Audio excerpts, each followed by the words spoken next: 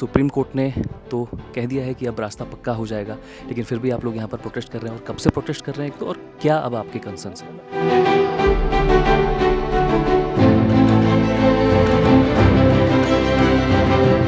अभी तक ऑर्डर हमारे पास नहीं आए हैं, बट समाचार पत्रों से ये क्लियर पता चल रहा है कि जो सुप्रीम कोर्ट का वर्डिक्ट था वो जो है कमर्शियल वाहनों को लेकर है कि कमर्शियल वाहनों पे पूर्ण रूप से जो है बैन रहेगा।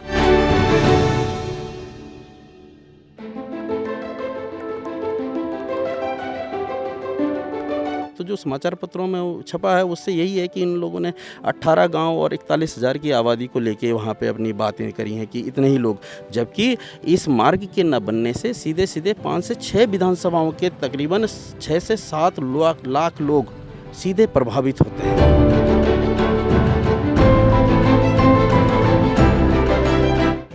रोड बनने से तो काफ़ी डेवलप होगा। 10-11 किलोमीटर बरसात में बिल्कुल जाना आना बंद हो जाता है लोगों का। ये भी खुल जाएगा और क्या, बढ़िया ही है।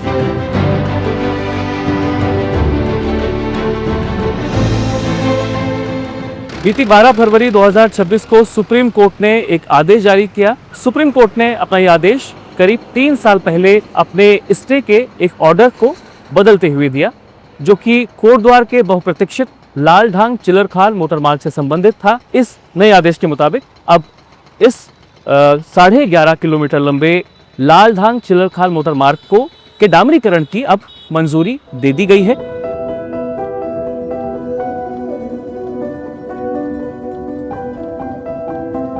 अभी हम ग्राउंड पर हैं और ग्राउंड से आपको बताएंगे कि इस मार्ग के बन जाने से, पक्के हो जाने से यहाँ के स्थानीय लोगों को किस तरह के फायदे होंगे, दूरी कितनी कम हो जाएगी और क्या-क्या इस रूट के बन जाने के बाद फायदे होंगे। हरिद्वार नजीबाबाद नेशनल हाईवे पर इस जगह से करीब 9.5 किलोमीटर दूर लालढांग पड़ता है।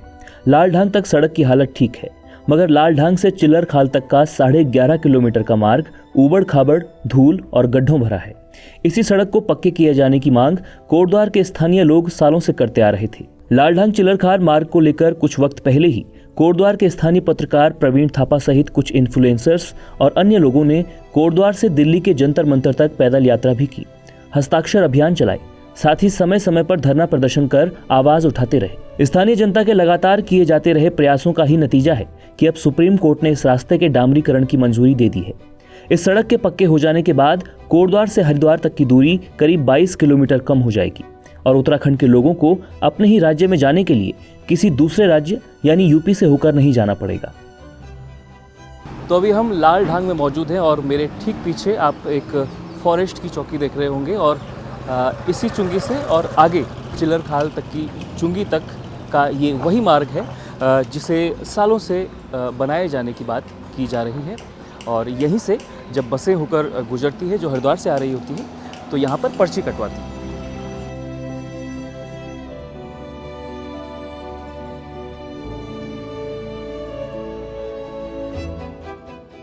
रोड बनने से तो काफ़ी डेवलप होगा। 10-11 किलोमीटर बरसात में बिल्कुल जाना आना बंद हो जाता है लोगों का। ये भी खुल जाएगा और क्या, बढ़िया ही है। उम्मीद भी है सरकार से कि सरकार में होगा तो बहुत अच्छी बात है, नहीं तो फिर मुश्किल हो जाएगा। तो अभी तक इतने सालों से नहीं बन पाया था, क्या कारण मानते हैं आप? 2017 से 22 वाली सरकार में थोड़ा बहुत काम हुआ है, उससे पहले कभी कुछ नहीं हुआ इसमें। उसके बाद नहीं हुआ? उसके बाद भी नहीं हुआ, पहले भी कभी नहीं हुआ। 10 किलोमीटर के बाद तमाम कोटद्वार से 15 किलोमीटर की आबादी है, उनका नज़दीक पड़ता है ये। यहाँ वाले स्कूल के बच्चे हैं, कॉलेज जाने वाले बच्चे हैं, उनके लिए सबसे नज़दीक पड़ जाएगा। बहुत सुधार होगा जी, बहुत सुधार इस क्षेत्र में।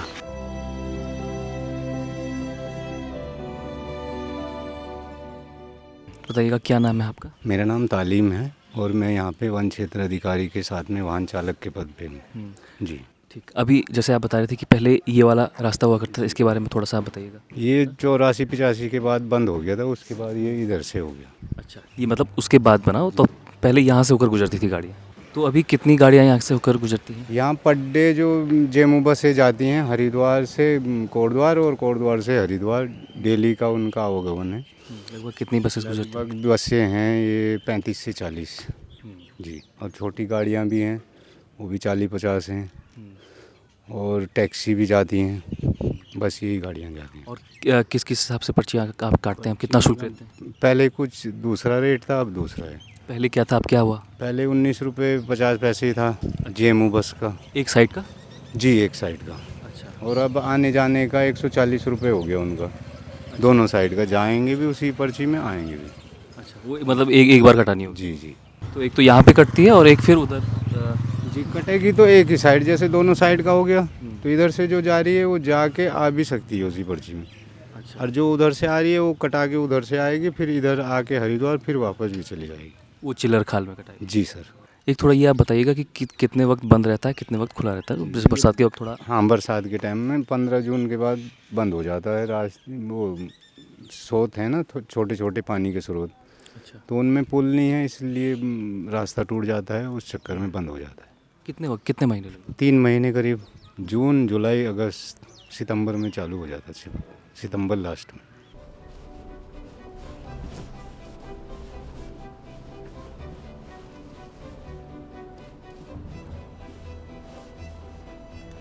तो ब्रिटिश काल से ही ये जो रास्ता है वो पैदल मार्ग या ढाकर मार्ग के रूप में मौजूद था।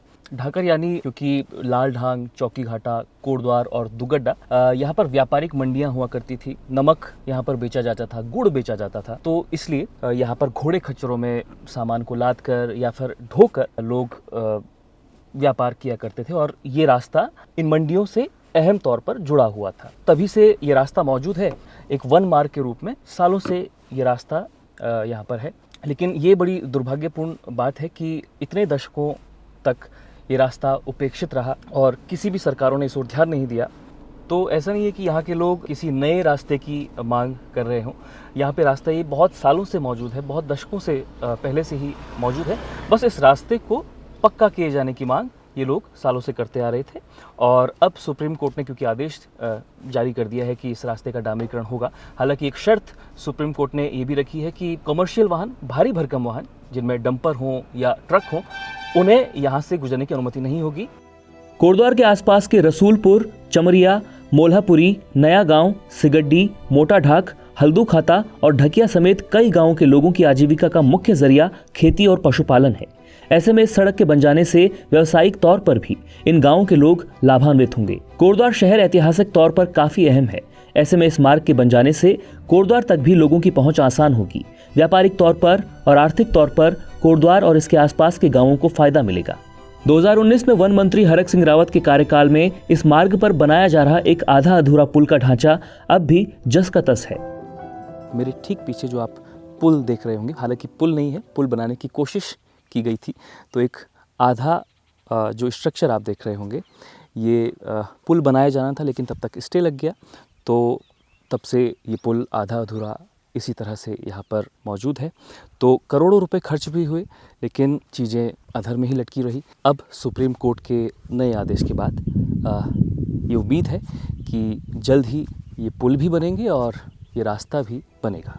ये रूट राजाजी नेशनल पार्क के बफर जोन में लैंसडाउन वन प्रभाग के अंतर्गत आता है। साथ ही ये जिम कॉर्बेट नेशनल पार्क और राजाजी नेशनल पार्क को कनेक्ट करने वाला एकमात्र कॉरिडोर भी है। 11.5 किलोमीटर लंबे सड़क मार्ग का करीब 4.5 किलोमीटर का हिस्सा राजाजी नेशनल पार्क और कॉर्बेट टाइगर रिजर्व से होकर गुजरता है। चमरिया मोड़ से लेकर सिगड्डी सोत तक का ये पैच पर्यावरणीय लिहाज से काफी संवेदनशील है। 11 जनवरी 2023 को जब सुप्रीम कोर्ट ने इस प्रोजेक्ट पर स्टे लगाया था, तो इसी पैच पर ब्लैक टॉपिंग यानी तारकोल बिछाए जाने को लेकर आपत्ति जताई थी और कहा था कि 4.5 किलोमीटर के इस मार्ग का इस्तेमाल बाघ, हाथी और हिरण जैसे कई जंगली जानवर करते हैं। ऐसे में सड़क मार्ग के इस हिस्से को नैसर्गिक ही रहने दिया जाए। जब हम चिल्लर खाल पहुंचे तो कुछ लोग अब भी सुप्रीम कोर्ट के फैसले से संतुष्ट नहीं दिखे। तो अभी हम लाल ढांग चिल्लर खाल मोटर मार्ग के दूसरे छोर यानी चिल्लर खाल में मौजूद हैं। और जैसा कि हमने बताया कि सुप्रीम कोर्ट ने ये आदेश तो जारी कर ही दिया है बीती 12 फरवरी को कि लाल ढांग चिल्लर खाल मोटर मार्ग का डामरीकरण होगा। जो रास्ता पहले से मौजूद था उसे पक्का कर दिया जाएगा। लेकिन अब भी आप मेरे ठीक पीछे देख सकते हैं कुछ लोग यहाँ पर धरना दे रहे हैं। तो क्या कुछ उनके कंसर्न्स हैं वो हम उनसे जानेंगे। सुप्रीम कोर्ट ने तो कह दिया है कि अब रास्ता पक्का हो जाएगा, लेकिन फिर भी आप लोग यहाँ पर प्रोटेस्ट कर रहे हैं। और कब से प्रोटेस्ट कर रहे हैं एक तो, और क्या अब आपके कंसर्न्स हैं? अभी 12 फरवरी को माननीय सुप्रीम कोर्ट का वर्डिक्ट आया है कि जो इस मार्ग के निर्माण पर जो लगी हुई रोक थी वो हटा दी गई है, लेकिन कुछ शर्तों के साथ हटा दी गई है। जिसको लेकर हमारी पूर्व से ही जो है वर्तमान सरकार से ये मांग रही है कि आम जनता को दिन रात चलने के लिए ऑल वेदर रोड बनाई जाए, एलिवेटेड सड़क का निर्माण होना चाहिए, क्योंकि ये मार्ग जहाँ इस मार्ग पे 2 नदियाँ पड़ती हैं, उसमें बरसात के टाइम पे आम जनता के लिए जो है 4 महीने के लिए ये रास्ता बंद हो जाता है। और रात्रि के समय पे, क्योंकि ये वन क्षेत्र के अधीन में है ये रास्ता, तो ये दोनों साइड में जो बैरिकेड है रात्रि के समय में पूर्ण रूप से बंद हो जाती है, जिससे हमारी क्षेत्रीय जनता रात को भी नहीं जा सकती है। और 4 महीने पूर्ण रूप से बरसात के दिनों में ये हमारा जो है कोटद्वार जो है टापू बना रहता है। तो इसको लेके प्रोटेस्ट था। अभी सुप्रीम कोर्ट की रोक हटी है कि मार्ग का निर्माण हो सकता है, लेकिन अभी तक ये संज्ञान में आया है, जैसे समाचार पत्रों से पता चल रहा है।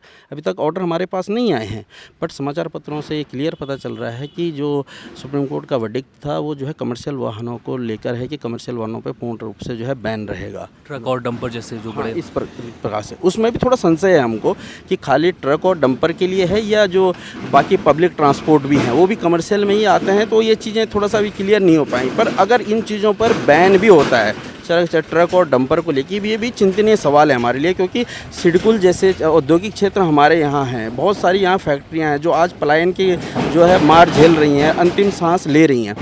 बड़ा एक औद्योगिक क्षेत्र हमारा जो है जसोदरपुर फैक्ट्री इलाका है, कोटद्वार की इतनी बड़ी 1.5 लाख की आबादी है, तो कहीं ना कहीं अगर कमर्शियल वाहन अगर नहीं चल पाएंगे तो हमारे क्षेत्र का फिर विकास जो है उस हिसाब से नहीं हो पाएगा जिस हिसाब से होना चाहिए। अभी 17 नवंबर का जो है माननीय सुप्रीम कोर्ट का एक वर्डिक्ट भी आया है, जिसमें जो है राज्य सरकारों को पैन इंडिया पॉलिसीज़ बनाने के लिए बोली गई हैं, टाइगर रिजर्व की, और उसके अंदर ये बातें की गई है कि अगर रिलीजियस प्लेसेस अगर जो है वन क्षेत्रों के अंतर्गत पड़ते हैं तो उनको जोड़ने के लिए जो है इसका वाक बनने चाहिए, टनल्स बनने चाहिए, रोपवे बनने चाहिए, और जो है लीनियर इंफ्रास्ट्रक्चर पे काम होना चाहिए। क्योंकि अब आप एक तरफ हरिद्वार है हमारा, एक तरफ हमारा कोटद्वार है, तो उस सर हरिद्वार हमारी जो है धर्मस्थली है और कोटद्वार जो है राजा कर्ण की जो है जन्मस्थली है, और सिद्धवली धाम यहाँ पे एक पौराणिक जो है मंदिर है, तो हमारे धर्मस्थल हैं और दोनों वन क्षेत्र के टच में ही होते हैं, तो इसका उस हिसाब से भी होना चाहिए। दूसरी बात जो माननीय सुप्रीम कोर्ट का उसमें जो वर्डिक्ट था उसमें ये बोला गया था कि लीनियर इंफ्रास्ट्रक्चर पे काम होना चाहिए, सीधी रेखा में विकास पे काम होना चाहिए,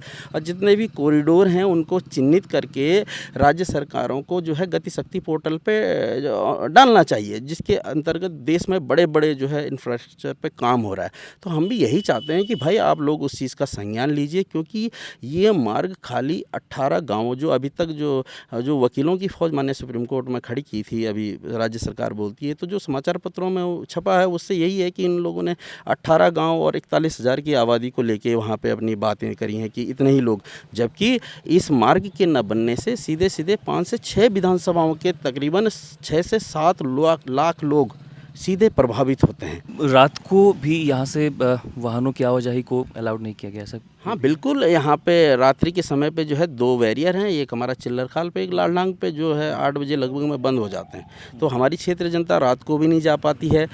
तो अब कहीं ऐसी इमरजेंसी समय आता है, अगर हम बात करते हैं यहाँ से लेकर और मोटाढाक क्षेत्र पड़ता है, चिल्लर खाल से 5 किलोमीटर दूर है, यहाँ की जनता को अगर रात्रि के समय पे अगर कोई दुख तकलीफ़ होती है, कोई स्वास्थ्य संबंधी दिक्कतें होती हैं, तो वहाँ यहाँ की जनता को पहले जो है 15 किलोमीटर कोटद्वार जाना पड़ता है, उसके बाद 22 किलोमीटर नजीबाबाद जाना पड़ता है, उसके बाद तकरीबन 20 किलोमीटर जाके फिर वो लालढांग के करीब पहुंचते हैं। तो देखिए इतना लंबा सफ़र तय करके जाना पड़ता है, जिससे उनका जो है स्वास्थ्य संबंधी जो उनको हानि हो रही है वो तो हो ही रही है। न जाने कितने लोगों ने अपनी जान इस प्रकार से जो है गंवा चुके हैं इस मार्ग के न बनने से या इस प्रकार के काम होने से। ये मार्ग हम तब तक यहाँ पर धरना देते रहेंगे, तब तक ये आंदोलन चलता रहेगा, जब तक जनता को पूर्ण राहत नहीं मिल जाती, जब तक जनता को दिन रात आवागमन हेतु जो है एलिवेटेड मार्ग का निर्माण नहीं किया जाएगा, तब तक ये प्रोटेस्ट जो है समाप्त नहीं किया जाएगा। स्थानीय लोगों का कहना है कि सुप्रीम कोर्ट का यह आदेश संशय भरा है, इसमें कुछ भी स्पष्ट नहीं है। इससे सिर्फ कुछ हजार लोग नहीं बल्कि लाखों की आबादी प्रभावित होगी। ग्रामीणों का कहना है कि रात के वक्त भी वाहनों की आवाजाही हो, कमर्शियल वाहनों को भी इस मार्ग से जाने की अनुमति मिले, साथ ही रात के वक्त जंगली जानवरों का हमला न हो, इसके लिए कुछ एलिवेटेड रोड भी बने। स्थानीय लोगों के साथ ही विपक्ष भी अब इसे लेकर सरकार को घेर रहा है।